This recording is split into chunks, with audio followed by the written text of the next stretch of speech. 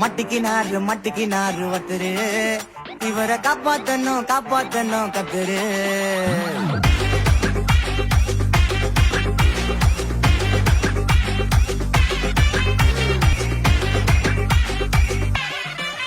அப்போ இப்படி இருந்த நீ இப்போ இப்படி ஆயிட்ட ரொம்ப மாசு காட்டினவன் இப்போ ஃபியூஸ் போயிட்ட அழகில் வாழ்க்கையும் நாரும் எட்டி பார்த்தா உன் கருத்தின நான்டா கொஞ்சம் மூன்றாம்